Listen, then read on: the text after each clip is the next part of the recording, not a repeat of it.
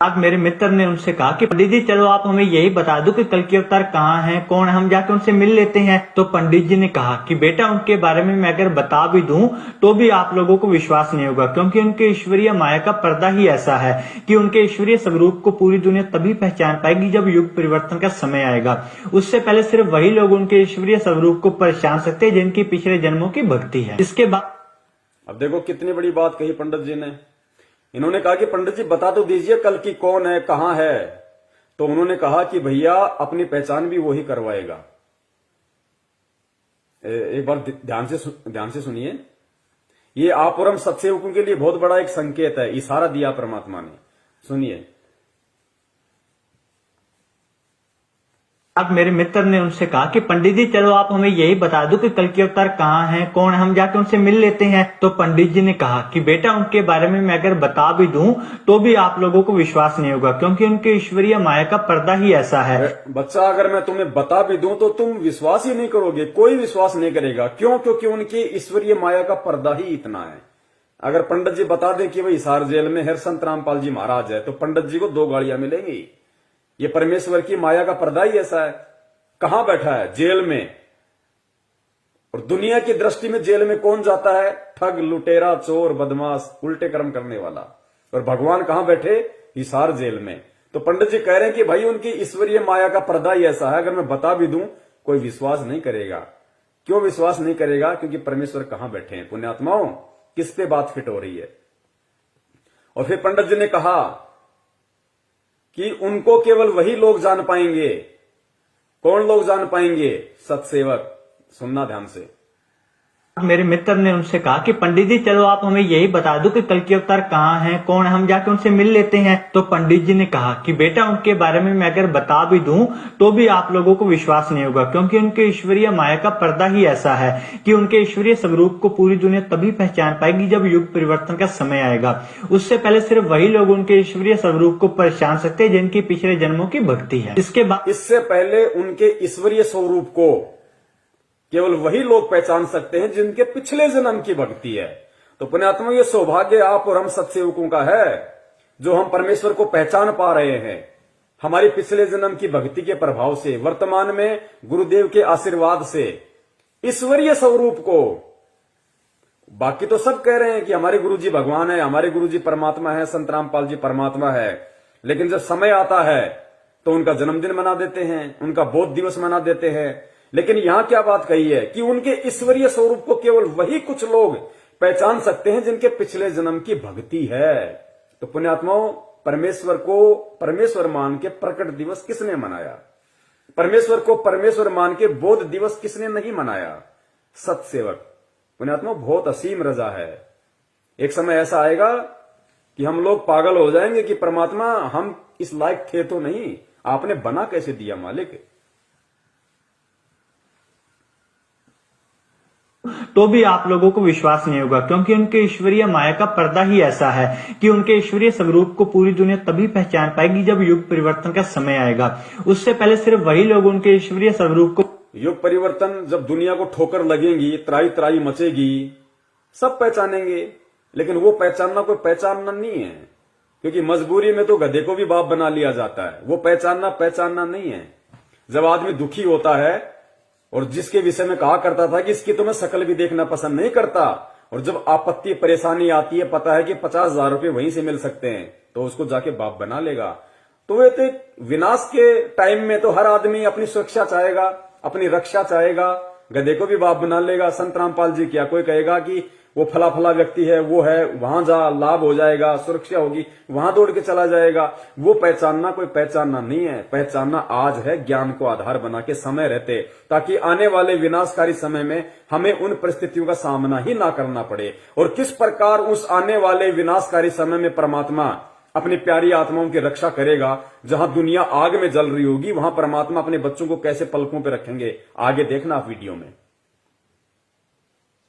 हाँ हैं, कौन, हम जाकर उनसे मिल लेते हैं। तो पंडित जी ने कहा कि बेटा उनके बारे में मैं अगर बता भी दूं तो भी आप लोगों को विश्वास नहीं होगा, क्योंकि उनके ईश्वरीय माया का पर्दा ही ऐसा है कि उनके ईश्वरीय स्वरूप को पूरी दुनिया तभी पहचान पाएगी जब युग परिवर्तन का समय आएगा।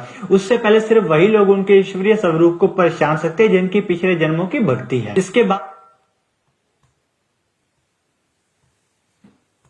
मेरे मित्र ने पंडित जी से कहा कि पंडित जी कुछ तो बताइए उनके बारे में, इस प्रकार से हम कैसे आपकी बातों पर यकीन कर सके, क्योंकि सभी यही बोल रहे कि अवतार आएगा, कोई कुछ बता ही नहीं रहा, ऐसे हम कैसे यकीन करें आपकी बातों पर। मेरा मित्र का मैं तो पंडित जी के पीछे ही पड़ गया।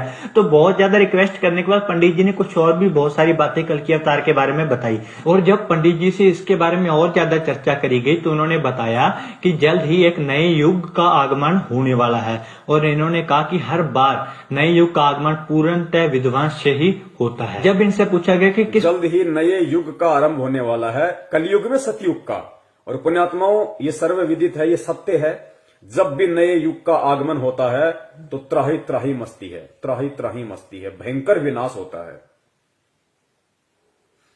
बताया कि जल्द ही एक नए युग का आगमन होने वाला है। और इन्होंने कहा कि हर बार नए युग का आगमन पूर्णतः विध्वंस से ही होता है। जब इनसे पूछा गया कि किस प्रकार का विध्वंस होगा तो इन्होंने बताया कि जिस प्रकार से चक्की चलती है तो उसके जितने भी दाने होते हैं वो सारे पिस जाते हैं, परंतु जो दाने उस धुरी उस डंडे के साथ लगकर रह जाते हैं वो दाने नहीं पिसते, वो ज्यों के त्यों बच जाते हैं।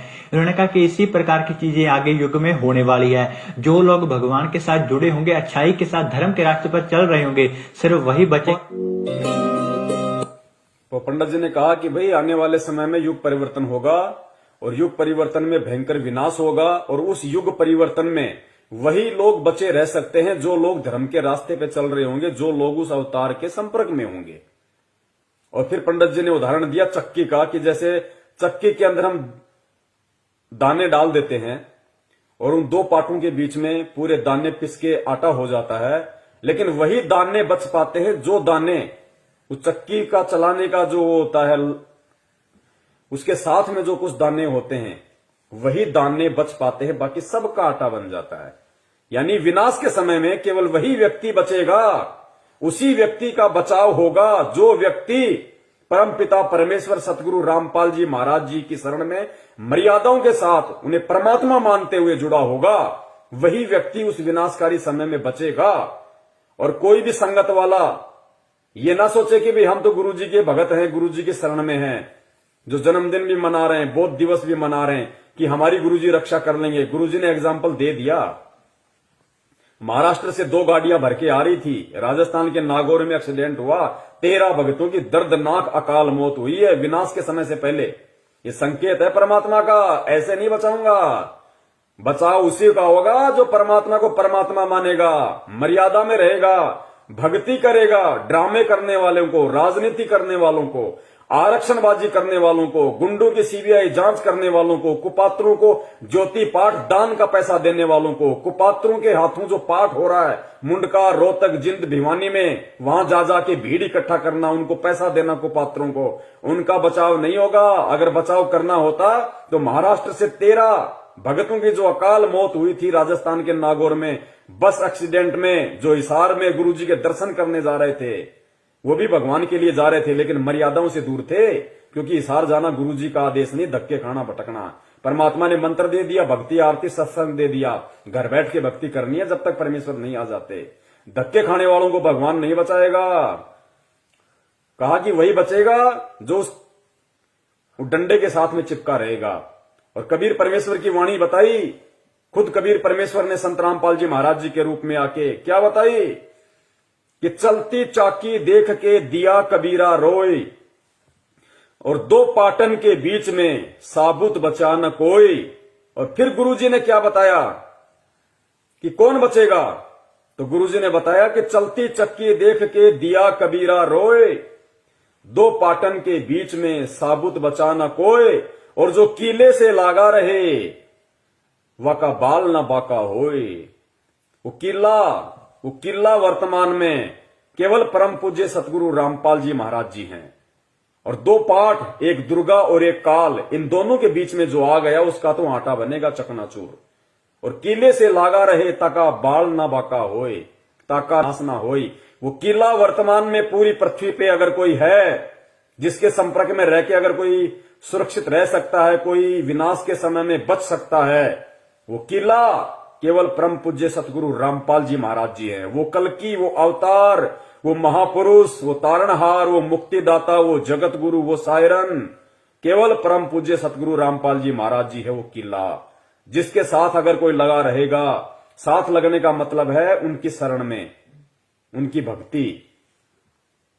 और उनकी भक्ति वर्तमान में जगह जगह लोगों ने फर्जी नामदान केंद्र खोल रखे हैं। उन्हीं के परिवार वालों ने, उन्हीं के भाई बंधुओं ने, रिश्तेदारों ने, कोऑर्डिनेटरों ने, सारे के सारे उन ठग लोगों ने, क्योंकि वो उस तारणहार को तारणहार नहीं मान पाए, उस परमात्मा को परमात्मा नहीं मान पाए और धार्मिक धंधा सेट कर लिया। उनके फर्जी नामदान केंद्रों से नाम दीक्षा लेने वालों का बचाव नहीं होगा, वो उनकी शरण नहीं मानी जाएगी। उस परमपिता परमेश्वर की शरण जब तक वो हिसार जेल से बाहर नहीं आ जाते, और अगर उस विनाश के समय के बाद आएंगे, उससे पहले नहीं आएंगे, ध्यान रखना। जब त्राही त्राही मचेगी उसके बाद आएंगे, उससे पहले नहीं आएंगे। क्योंकि परमेश्वर ने अपना वचन सिद्ध करना है कि पूरी पृथ्वी मेरा नाम लेगी, घर घर में बोध विचारा होगा। तो घर घर में बोध विचारा होगा जब संख्या कम होगी, ज्यादातर संख्या का विनाश हो लेगा, देशों के देश भिड़ेंगे, गृह युद्ध होंगे, तांडव मचेगा, आदमी आदमी को काटेगा। अभी आगे देखना, छोटा सा वीडियो बताया, ज्यादा लंबा नहीं है। उस भविष्यवाणी में क्या बताया गया है जय गुरुदेव के द्वारा कि उस समय क्या होगा, कैसे तांडव मचेगा। आदमी सोचेगा कोई आदमी दिख जाए तो उसको काट के खा जाऊं, अन्न का दाना नहीं बचेगा, अन्न का दाना। और उस विकट परिस्थिति में गुरुजी कैसे आप और हमारी रक्षा करेंगे, वो भी आप देखना, किस विधि से करेंगे। हमें भूखा नहीं मरने देंगे परमात्मा, किस विधि से और किनकी करेंगे, वो भी आप देखना आगे वीडियो में। तो वो किला एकमात्र परम पूज्य सतगुरु रामपाल जी महाराज जी हैं। और जो व्यक्ति ये वीडियो देख रहे हो और अपना बचाव चाहते हो समय रहते, तो उन फर्जी नामदान केंद्रों पे जाके नाम दीक्षा मत लेना भैया, उल्टे मरोगे, उल्टे फंसोगे। सीधा सा उपाय है, सत्संग सुनो पहले। यूट्यूब पे किसी भगत से मेमोरी कार्ड लेके, जो आपके संपर्क में आ जाए, कोई पुस्तक पढ़ के संत रामपाल जी महाराज जी के पहले सत्संग सुनो। अगर उनके आने तक आप सत्संग भी सुनते रहोगे और सत्संगों के माध्यम से वो जो नियम बताते हैं, जो बुराइयां छोड़ने के लिए कहते हैं, उनको आप छोड़ दोगे, आपका बाल विवाह का नहीं होगा, बाल विवाह का। और अगर उनको परमात्मा मान के, सत्संग सुन के, ज्ञान को आधार बना के कि धरती पे अगर कोई संत है तो केवल यही है, भगवान अगर कोई धरती पे है तो संत रामपाल जी महाराज है, अगर इतना विश्वास आपको हो जाए, उसके बाद में किसी भी सत्सेवक भाई बहन से संपर्क कर लेना। उसके बाद में अपने घर में परमात्मा की 3 समय की आरती करो, घर में देसी घी का खड़ी बत्ती वाला दीपक जलाओ, परमेश्वर को दंडवत करो, सत्संग सुनो, परमात्मा का शब्द सुनो। बाल बाका नहीं होने देगा परमात्मा, बाल बाका नहीं होने देगा, और कोई तरीका नहीं है। प्रकार की चीजें आगे युग में होने वाली है। जो लोग भगवान के साथ जुड़े होंगे, अच्छाई के साथ धर्म के रास्ते पर चल रहे होंगे, सिर्फ वही बचे। अब देखिए लास्ट पार्ट है ये, उसके बाद में हम परमपिता परमेश्वर जी की दया से थोड़ा आराम करेंगे फिर। तो ये लास्ट है कि वो विनाश का समय होगा, कैसा होगा, कैसा उसमें तांडव मचेगा, किस प्रकार से लोग त्राही त्राहीमान हो जाएंगे, कैसी कैसी विकट परिस्थितियां पैदा होंगी। आप देखना, आप इन चीजों को।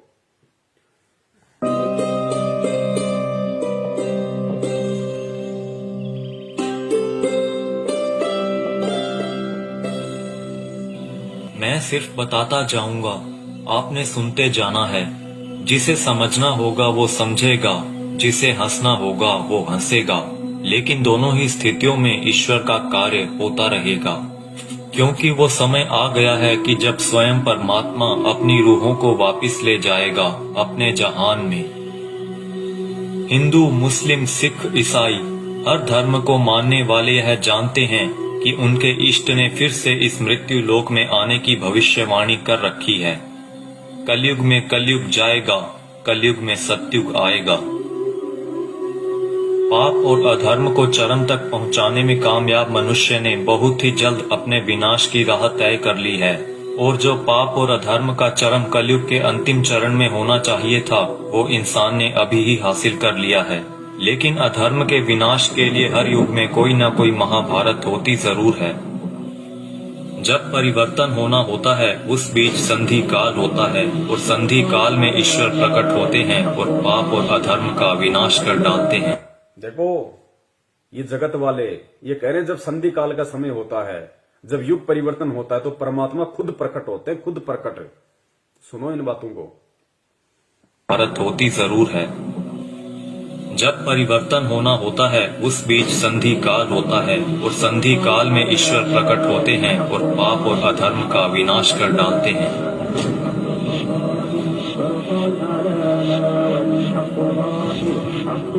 यह वीडियो वो लोग जरूर देखें जिनका परमात्मा में पूर्ण विश्वास है। इस वीडियो में दी गई जानकारी को ध्यान लगाकर समझिए। ये जानकारी कोई मनगढ़ंत या काल्पनिक बातें बिल्कुल नहीं है। ओडिशा में 400 साल पहले अच्युतानंद जी द्वारा भविष्य मालिका की रचना की गई थी। अच्युतानंद जी को भगवान श्री कृष्ण के परम सखा सुदामा का पुनर्अवतार माना गया है, जिसमें उन्होंने कलयुग के खत्म होने की भविष्यवाणी की है, जो कि गणनानुसार आने वाले कुछ वर्षों में हो सकता है। इसमें उन्होंने परमात्मा के प्रकट होने से पहले भारत के जो अंतिम प्रधानमंत्री होंगे उनके बारे में भी बताया है, और जो गुण बताए हैं वो वर्तमान के प्रधानमंत्री से मेल खाते हैं। यानी लोकतांत्रिक भारत के अंतिम प्रधानमंत्री होंगे श्री नरेंद्र मोदी, और उसके बाद होगा उस ईश्वर का प्रकट होना, और पूरे भारत में मिलिट्री शासन होगा, या कहें राजतंत्र कायम हो। अंतिम प्रधानमंत्री नरेंद्र मोदी होगा, पूरे देश में मिलिट्री शासन होगा। उसके बाद प्रकट होगा कौन? परम पूज्य सतगुरु रामपाल जी महाराज जी। उसके बाद पूरी दुनिया के सामने आएंगे।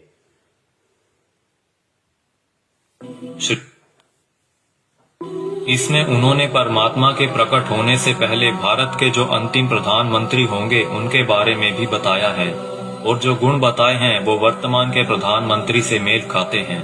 यानी लोकतांत्रिक भारत के अंतिम प्रधानमंत्री होंगे श्री नरेंद्र मोदी, और उसके बाद होगा उस ईश्वर का प्रकट होना, और पूरे भारत में मिलिट्री शासन होगा, या कहें राजतंत्र कायम हो जाएगा, और पूरे विश्व में सनातन धर्म की पुनर्स्थापना होगी।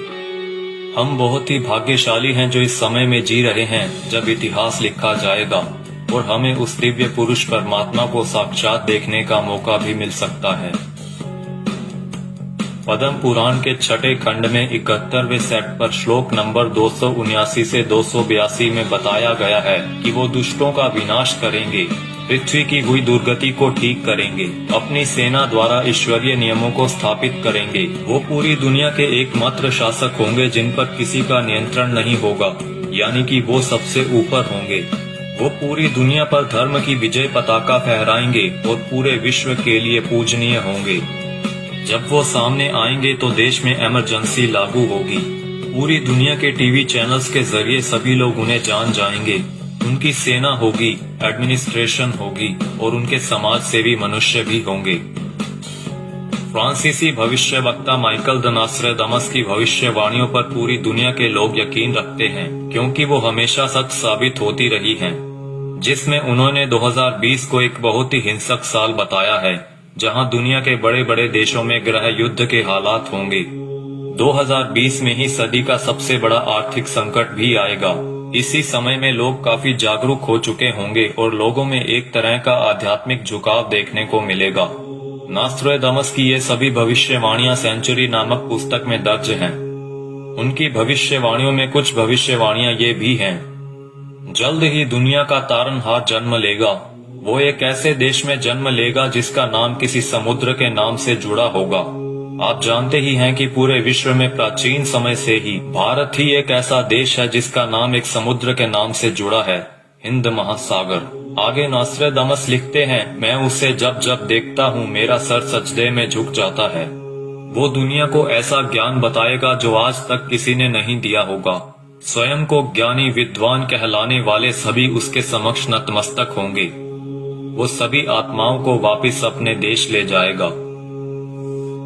माना जाता है कि ईश्वर के अवतार का प्रकट होना वैश्विक त्रासदी के समय में होगा। आज चारों ओर डर और हिंसा का माहौल है। तरह तरह की आपदाएं नित प्रतिदिन आती रहती हैं और आने वाला समय भी पता नहीं क्या लेकर आ रहा है। क्या यह वैश्विक त्रासदी का समय नहीं है? मनुष्य बहुत ही छोटा हो जाएगा और उसके सभी अस्त्र शस्त्र निष्फल हो जाएंगे। आज मनुष्य में नैतिक चारित्रिक गुणों का पतन होता जा रहा है और वर्तमान समय में चल रही महामारी के लिए मनुष्य के सभी प्रयास भी निष्फल हो चुके हैं। कई सौ वर्ष पहले हुए संत सूरदास और संत रविदास जी ने भी उस अवतार के लिए भविष्यवाणियां कर रखी हैं, जिनके ऊपर हमने अलग से वीडियो बना रखी है।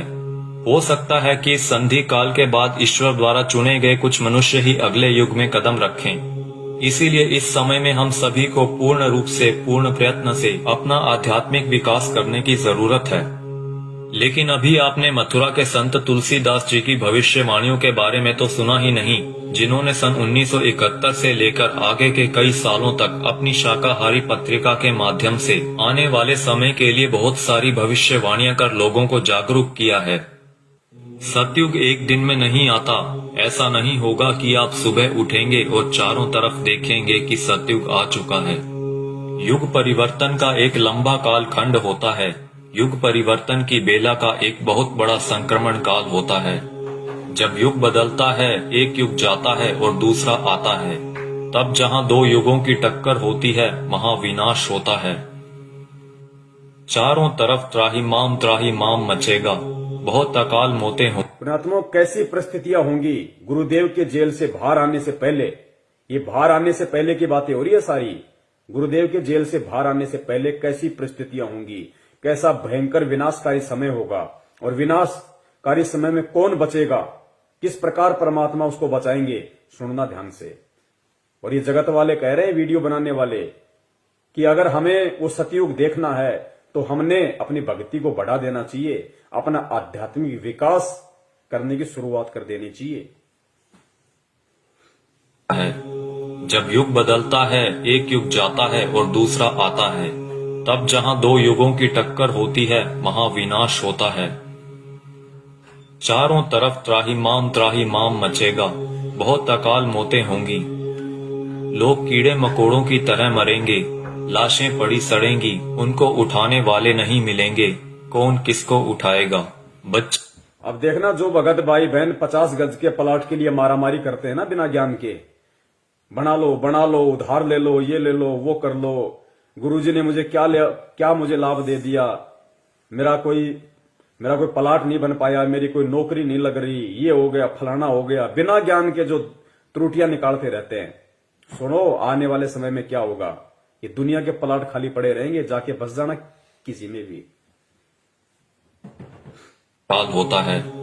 जब युग बदलता है, एक युग जाता है और दूसरा आता है, तब जहां दो युगों की टक्कर होती है, महाविनाश होता है। चारों तरफ त्राहिमाम मचेगा, बहुत अकाल मौतें होंगी। लोग कीड़े मकोड़ों की तरह मरेंगे, लाशें पड़ी सड़ेंगी, उनको उठाने वाले नहीं मिलेंगे, कौन किसको उठाएगा। बच्चा, आज आप मुट्ठी भर पैसे लेकर जाते हो और बोरा भरकर अनाज लाते हो। आप बोरा भरकर नोट ले जाओगे, लेकिन मुट्ठी भर अनाज नहीं मिलेगा, अन्न का दाना नहीं मिलेगा। नाली में पड़े रोटी के टुकड़े को देखकर सोचोगे कि उठाकर खा लिया जाए। अन्न का दाना नहीं मिलेगा, नाली में पड़े हुए रोटी के टुकड़े को देखकर सोचोगे कि खा लिया जाए, वरना मरेंगे। उस समय में परमात्मा क्या करेगा अपने भगत के साथ, जो वर्तमान में उनको परमात्मा मान के मर्यादा में रह के भक्ति कर रहा होगा। आगे देखना, कौन किसको उठाएगा। बच्चा, आज आप मुट्ठी भर पैसे लेकर जाते हो और बोरा भरकर अनाज लाते हो। आप बोरा भरकर नोट ले जाओगे, लेकिन मुट्ठी भर अनाज नहीं मिलेगा, अन्न का दाना नहीं मिलेगा। नाली में पड़े रोटी के टुकड़े को देखकर सोचोगे कि उठाकर खा लिया जाए। ऐसा भयावह वक्त आएगा कि एक इंसान दूसरे इंसान को देखकर सोचेगा कि कब मौका मिले तो उसको काट कर खा जाऊं।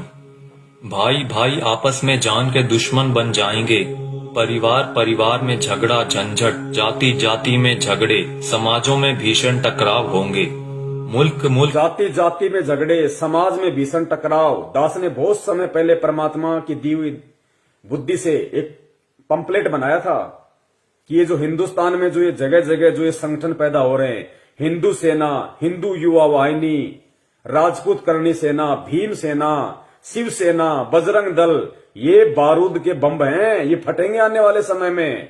आपस में ये जो कह रहे हैं ना कि जाति जाति की दुश्मन हो जाएगी, समाज एक दूसरे के दुश्मन हो जाएंगे, ये बारूद के बम हैं जो तैयार हो रहे हैं। सरेआम तलवारें और बंदूकें लहराते हैं कि हमारा भगवा, हमारा ये, हमारा वो।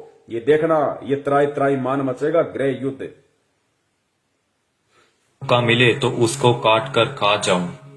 भाई भाई आपस में जान के दुश्मन बन जाएंगे।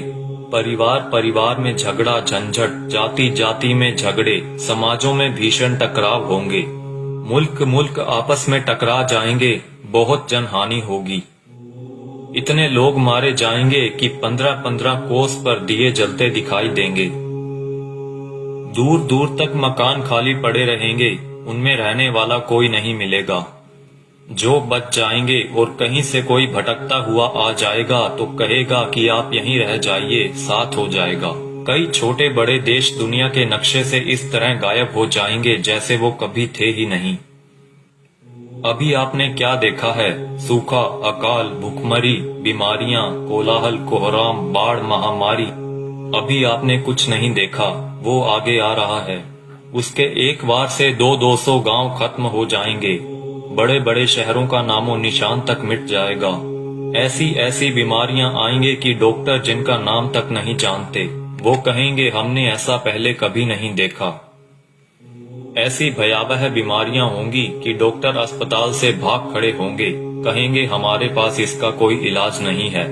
आप समझते हो सतयुग ऐसे ही चुपचाप चला आएगा? भयावह विनाश लीला के बाद जो मुट्ठी भर लोग बचे रहेंगे वो सतयुग का नया सूरज उगता हुआ देखेंगे। भयंकर विनाश के बाद में जो मुट्ठी भर लोग बचेंगे वो सतयुग का नया युग देखेंगे।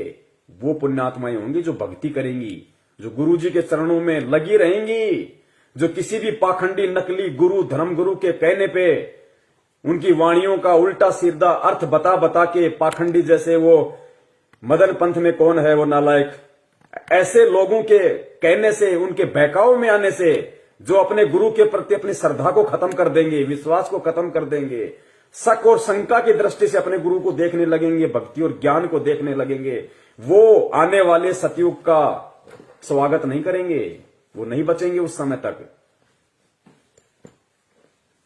का नाम तक नहीं जानते, वो कहेंगे हमने ऐसा पहले कभी नहीं देखा। ऐसी भयावह बीमारियां होंगी कि डॉक्टर अस्पताल से भाग खड़े होंगे, कहेंगे हमारे पास इसका कोई इलाज नहीं है। आप समझते हो सतयुग ऐसे ही चुपचाप चला आएगा? भयावह विनाश लीला के बाद जो मुट्ठी भर लोग बचे रहेंगे वो सतयुग का नया सूरज उगता हुआ देखेंगे और सतयुग की अगवानी के साक्षी बनेंगे। मुझे जो करना था मैंने अपना काम कर दिया है, अब कुदरत अपना काम करेगी। आने वाले समय में यूएनओ भारत में चलेगी, सुरक्षा परिषद भारत में आएगी, विश्व का न्याय भारत में होगा, देश और दुनिया का तख्ता पलट होगा, छोटे छोटे राष्ट्रों का भारत में विलय होगा, देश में प्राकृतिक और दैवीय प्रकोपों से भारी जनहानि होगी, 20 करोड़ लोग एक झटके में लापता हो जाएंगे, आबादी बहुत ही कम रह जाएगी। भारत की बहुत कम आबादी होने पर भी भरपेट खाना नहीं मिलेगा। इतने कष्ट आएंगे कि लोगों की कचूमर निकल। भारत की बहुत कम आबादी बचेगी, कहते हैं उसके बाद भी भरपेट खाने के लिए भोजन नहीं बचेगा लोगों के पास में। ही कम रह जाएगी। भारत की बहुत कम आबादी होने पर भी भरपेट खाना नहीं मिलेगा। इतने कष्ट आएंगे कि लोगों की कचूमर निकल जाएगी। चारों तरफ विश्व युद्ध होगा, कीटाणु बमों का प्रयोग किया जाएगा। एक सफेद पोशाकधारी ही युग परिवर्तन का कारण बने। बंदी छोड़ सतगुरु रामपाल जी महाराज की जय हो। एक सफेद पोशाकधारी, क्योंकि ये जितने भी भविष्य वक्ता हैं विदेशी, ये जो परमेश्वर को देख रहे हैं, उस अवतार को देख रहे हैं, ये गुरु जी के वर्तमान रूप को देख रहे हैं।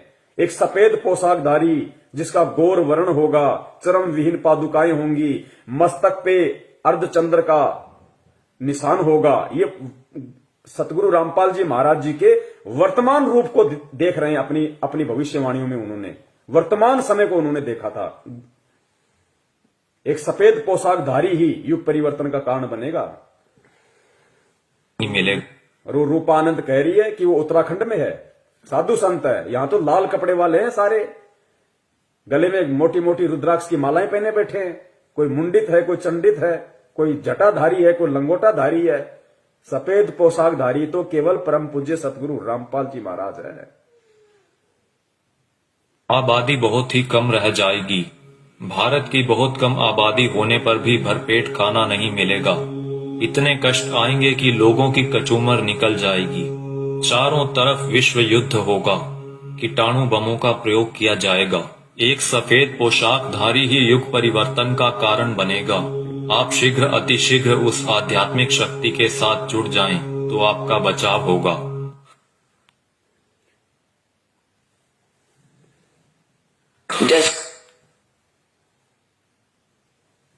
तो पुण्यात्माओं, सुना आपने किस तरीके का तांडव अभी मचना बाकी है और उस तांडव में किस प्रकार से विकट परिस्थितियां देश और दुनिया के सामने पैदा होंगी और उन विकट परिस्थितियों में कौन और किस तरह के व्यक्ति ही बच पाएंगे।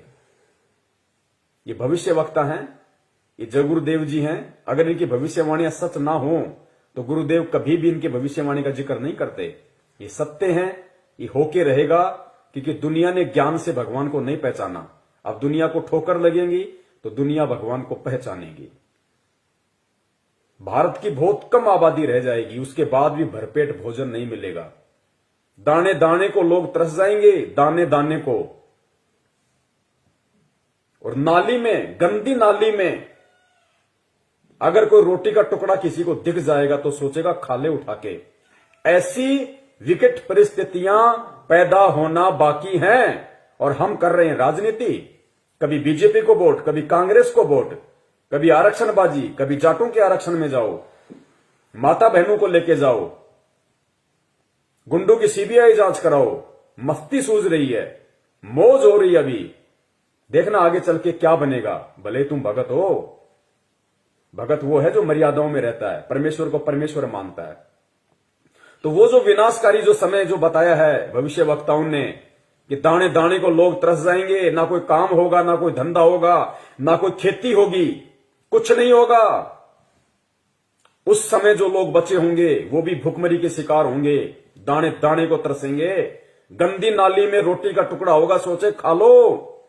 तो पुण्यात्माओं, उस समय में वो परमपिता परमेश्वर, वो बंदी छोड़ सतगुरु रामपाल जी महाराज जो अवतारी पुरुष है, महापुरुष है, तारणहार है, वो किन आत्माओं की रक्षा करेगा और किस तरह से रक्षा करेगा। वो उन आत्माओं की रक्षा करेगा जो परमेश्वर को परमेश्वर मानेंगी, जो उन्हें मुक्ति दाता मानेंगी, हृदय से, आत्मा से, जुबान से नहीं। और घर में अन्न का दाना ना होने पर भी वो परमात्मा किस तरीके से अपने बच्चों की रक्षा करेगा। पुण्यात्माओं, सबसे बड़ा भविष्य वक्ता परमात्मा होता है, जो आज धरती पे संत रामपाल जी के रूप में है। लेकिन परमात्मा स्पष्ट रूप से जिक्र नहीं करते, परमात्मा संकेत कर देते हैं। तो आने वाले जो समय है भयंकर, आप और हमारे रहते सहते जो समय आएगा, उस समय के लिए परमात्मा ने कई बार सत्संगों में संकेत किया है और इशारा कर दिया परमात्मा ने कि पुण्यात्माओं, किस प्रकार भगवान तुम्हारे साथ में रहेगा, चिंता मत करना, घबराना मत, मैं सदा तुम्हारे पास में रहूंगा। किस प्रकार दया करेगा परमात्मा, इस वीडियो को सुनिए पुण्यात्माओं और परमेश्वर के चरणों में नतमस्तक हो जाओ। कभी सपने में भी मत सोचना किसी और नालायक की तरफ, किसी साधु संत महंत पाखंडी की तरफ, किसी अन्य संत पंथ की तरफ जाने की सौपन में भी मत सोचना, वरना पतिव्रता धर्म से डिग जाओगे। फिर रक्षा करने वाला इस भगवान के अलावा दुनिया में कोई नहीं है। उस विनाश के समय में, उस संघर्ष के समय में परमात्मा उसी आत्मा के साथ रहेगा जो वर्तमान के संघर्ष में परमात्मा के चरणों में पड़ा रहेगा। काल हमें जो तोड़ने की कोशिश कर रहा है, जीव आत्माओं को डिगाने की कोशिश कर रहा है हर तरीके से, सतलोक आश्रम मैनेजमेंट हरियाणा के द्वारा नित नए पीले पीले पर्चे निकाल के, ज्ञान विरुद्ध आदेश दे दे के, हराम की कमाई, राजनीतियां करवा के, आरक्षणबाजी करवा के, ये काल की चाल है। ये उस विनाशकारी समय में आपकी रक्षा ना हो उसके लिए आपको तोड़ रहा है। आप सोच रहे हो हम गुरुजी की शरण में हैं, आप कांग्रेस को, बीजेपी को वोट दे रहे हो भगत होके, आरक्षणबाजी कर रहे हो, कुपात्रों को दान दे रहे हो, ये कोऑर्डिनेटर भगतों की लड़कियां ले लेके भाग रहे शादीशुदा होने के बाद, इनको दान दे रहे हो, ये भगोड़ों को दान दे रहे हो, गुरुजी के कलियुगी झूठे मक्कार परिवार को, बेटा बेटी, उनकी पत्नी को आप दान दे रहे हो। ये उस विनाशकारी समय में आप अपनी गर्दन पे तलवार रख रहे हो। दान सुपात्र को दिया जाता है, कुपात्र को नहीं। मर्यादाओं से दूर हो रहे हो आप। ये रोहतक मुंड का जिंद भिवानी हरियाणा में जो ढोंग कर रखा है इन लोगों ने, आदरणीय गरीबदास जी महाराज जी के पाठ प्रकाश का 150 दिन से ये लोग धन प्राप्ति के लिए जो ड्रामा कर रखा है, तुम सोच रहे हो हमें पुण्य मिलेंगे। गुरुदेव कहते हैं तुम करत हो पुण्य होत है पापम, तुम पुण्य समझ के कर रहे हो लेकिन अज्ञानता में तुम पाप के भागी बन रहे हो। बचाव नहीं होगा तो किनका बचाव होगा उस समय, और कैसे बचाव होगा? बचाव उनका जो मर्यादाओं में रह के परमेश्वर को परमेश्वर मान के भक्ति करेंगे, जो उनका जन्मदिन नहीं मनाएंगे, उनका बौद्ध दिवस नहीं मनाएंगे, उनके नाम पे किसी भी राजनीतिक दल के चमचे बन के नहीं रह जाएंगे। उनकी परमात्मा रक्षा करेगा। जो वर्तमान के संघर्ष के समय को झेल लेगा। काल एक तरफ मैनेजमेंट के माध्यम से संगत को तोड़ने की पूरी कोशिश कर रहा है, दूसरी तरफ नकली संतों को, पाखंडियों को खड़ा कर रहा है, गुरुदेव के वचनों में, वाणियों में मीन में कर करके, और गुरुदेव से आत्माओं का विश्वास तोड़ने की कोशिश कर रहे हैं। परमेश्वर कहते हैं बीजक की बाता कहें बीजक नाही हाथ, पृथ्वी डुबोवन उतरिए कर कर मीठी बात। उनके मीठे मीठे श्लोक सुन के, उनकी बातें सुन के हम सोचते हैं कि वहां मूल ज्ञान है, वहां पवित्र ज्ञान है, वहां ये है, वहां वो है। महीने 2 महीने जाते हो, फिर गधे की तरह मुंह लटका के वापस आते हो। भगवान से दूर हो गए, ना इधर के ना उधर के, धोबी के कुत्ते वाली हालत हो जाती है तुम्हारी। काल ऐसा करके छोड़ देता है। तो इस वर्तमान के संघर्ष के समय में जो संघर्षशील रहेगा, जो न टूटेगा, न डिगेगा, न झुकेगा, न मुड़ेगा, भगवान को सिर सौंप दिया तो सौंप दिया, उस आत्मा की परमात्मा फिर उस संघर्ष के समय रक्षा करेगा, जो आज उस परमात्मा के लिए संघर्ष कर रहा होगा। और किस प्रकार परमात्मा रक्षा करेगा? भक्तिहीन प्राणी और जो भगत आज मर्यादाओं में नहीं है, जो परमेश्वर को परमेश्वर नहीं मान रहे, उनकी स्थिति होगी उस समय कि गंदी नाली में अगर रोटी का टुकड़ा भी मिल जाए तो खाने को मजबूर होंगे। और जो भगत होंगे, जो सत्सेवक होंगे, सच्चे सेवक होंगे परमात्मा के, उनकी परमात्मा कैसे रक्षा करेगा? सुनो गुरुदेव के मुख कमल से।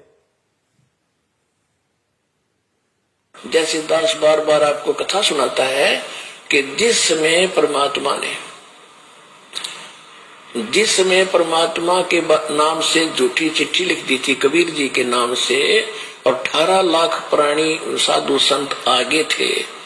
वो साधु संत कौन थे? घर छोड़कर जंगलों में अपने गुरुओं के पास भक्ति के लिए, भगवान के लिए भटक रहे थे। वो उनकी विशेष प्यारी आत्मा थी। अब वहां उन 18 लाख को 3 दिन तक झोंपड़ी में बैठे गरीब जुलाई ने, वो तो भगवान थे, लीला कर रहे थे, 3 दिन तक उनको वो भोजन खिलाया जो कभी सुना भी नहीं था उन महापुरुषों ने, भक्तों ने, साधुओं ने। और सोना की मोहर दी और दोहर दी, और छक्के हलवा पूरी कचौड़ी जलेबी छक छक खावा, छा बखावा, दिन में भूखे मरे तिंदरे बुगड़े खानिए थे होते। तो उनके लिए जब ये लीला कर दी, पृथ्वी का को माल भी नहीं था, सतलोक से ला दिया जाता है। पृथ्वी का माल नहीं था, काशी का भंडारा किया परमेश्वर ने, 18 लाख को खिलाया दिन में 4-4 बार। इस पृथ्वी लोक का नहीं था, वो सतलोक से लाए थे परमात्मा। और फिर आगे देखना पुण्यात्माओं, किस प्रकार उस विनाश के समय में जब ऐसी संकट पैदा होगा, ऐसी विकट परिस्थितियां पैदा हो जाएंगी, क्योंकि गुरुदेव तो परमेश्वर है, अंतर्यामी है, उनको तो पता है उस विनाश के समय का। उस समय का थोड़ा सा जिक्र परमेश्वर ने किस प्रकार किया कि बच्चों, तुम्हारे घर में अगर 2 दाने भी होंगे तो परमात्मा क्या करेगा, फिर देखना। उसको कहते हैं भक्ति का प्रतिफल। मेरे बुगड़े खानिए थे होता है। तो उनके लिए जब ये लीला कर दी, पृथ्वी का को माल भी नहीं था, सतलोक से ला दिया जाता है।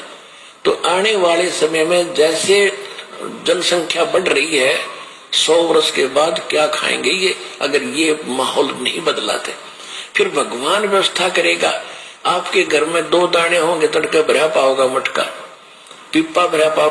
आपके घर में 2 दाने होंगे ना, 2 दाने, तो परमात्मा कहते हैं भक्तिहीन प्राणियों की तरह मैं तुम्हें गंदी नाली में पड़ा हुआ रोटी का टुकड़ा नहीं खाने दूंगा। बच्चों, तुम्हारे घर में अगर 2 अन्न के दाने भी होंगे रात को, तो सुबह तुम्हारे उठने से पहले परमात्मा उस मटके को अनाज से भर देगा। ऐसी रक्षा करेगा परमेश्वर अपनी आत्माओं की। इसलिए हमारे को विश्वास होना चाहिए दृढ़, अटल, कि धरती पे अगर भगवान है तो संत रामपाल जी महाराज है, उनके अलावा कोई पुरुष नहीं है। बंदी छोड़ सतगुरु रामपाल जी महाराज की जय। पीका को माल भी नहीं था, सतलोक से ला दिया जाता है। तो आने वाले समय में जैसे जनसंख्या बढ़ रही है, 100 वर्ष के बाद क्या खाएंगे ये, अगर ये माहौल नहीं बदलाते? फिर भगवान व्यवस्था करेगा। आपके घर में फिर भगवान व्यवस्था करेगा। आज हम जो काम धंधा कर रहे हैं, 2 के 4 कर रहे हैं, हम जो अपना दिमाग चला रहे हैं कि हम कर रहे हैं तो खा रहे हैं, ये सब फेल हो जाएंगे। आज भी परमात्मा दे रहा है, आज भी परमात्मा ही करवा रहा है।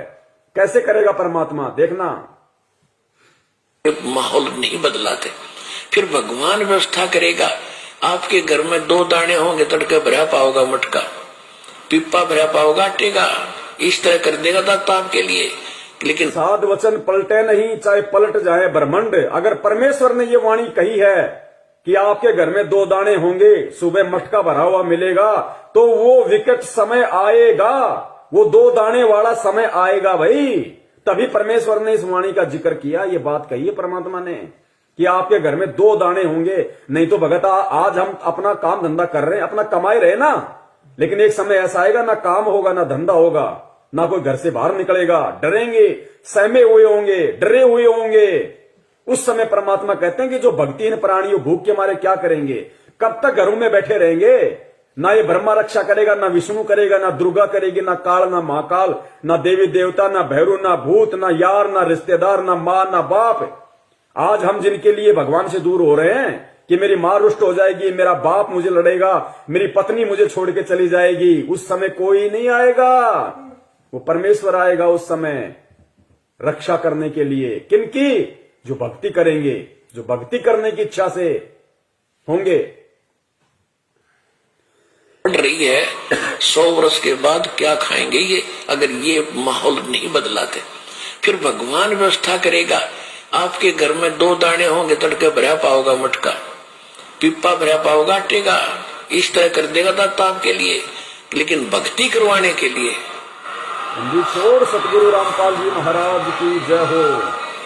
ये उनकी करेगा जो भक्ति करेंगे, और जो बकवाद ये उनकी करेगा जो भक्ति करेंगे, और जो बकवाद करेगा वो अपना करते रहेंगे, वो गंदी नाले के टुकड़े खाते रहेंगे भगत होके भी। पिप्पा भरा पाओगा आटेगा, इस तरह कर देगा दाता आपके लिए। लेकिन भक्ति करवाने के लिए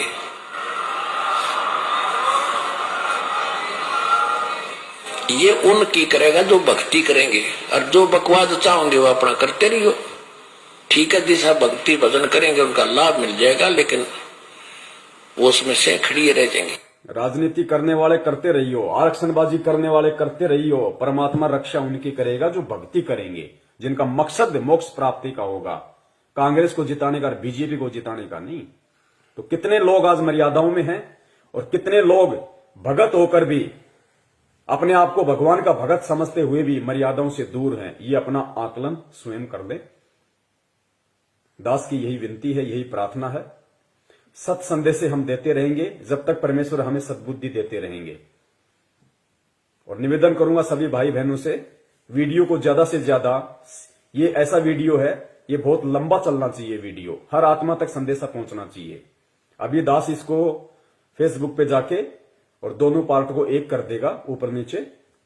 उसके बाद में पुण्यात्माओं जितना हो सके वीडियो को शेयर करें, ताकि जिस प्रकार परमेश्वर ने आप और हमारे ऊपर दया करी है, उसी प्रकार परमात्मा हमारे अन्य भगत भाई बहनों पे भी दया करें, उनको भी परमेश्वर सद्बुद्धि दे, उनको भी समझ में आए, वो भी परमेश्वर को परमेश्वर माने।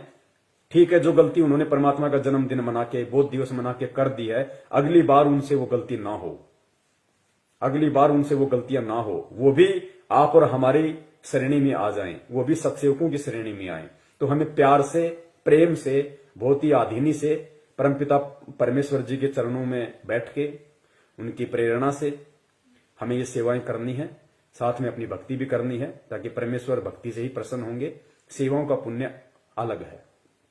तो पुण्यात्माओं, परमेश्वर दया करें, हम यही उनसे विनती करेंगे बारंबार उनके चरणों में दंडवत करते हुए कि परमात्मा साध संगति के लिए आप हम सत्सेवकों को लाइव शंका समाधान प्रोग्राम से जोड़े रखिए। आप इसी प्रकार हमारे सभी भाई बहनों का, हम एक दूसरे का इसी प्रकार भक्ति में विश्वास बनाए रखिए। हमारे अंदर वो दृढ़ता, वो विश्वास आप जी पैदा कीजिए, ताकि परमात्मा सपने में भी हम अपने पतिव्रता धर्म से दूर ना हो सकें। हम आपके चरण कमलों से परमात्मा सुई के नोक जितने भी दूर ना हो। और परमेश्वर यदि हमारा ऐसा कोई दुर्भाग्य हमारा ऐसा कोई कुसंस्कार यदि हमारी ही किसी मूर्खता और गलती के कारण आना भी हो तो परमात्मा उसी समय हमारी जीवन लीला समाप्त कर देना और अगला जन्म परमात्मा उस समय देना जब आप हमारा मोक्ष कर सको, हमें सतलोक पहुंचा सको। बंदी छोड़ सतगुरु रामपाल जी महाराज की जय हो। सत साहेब।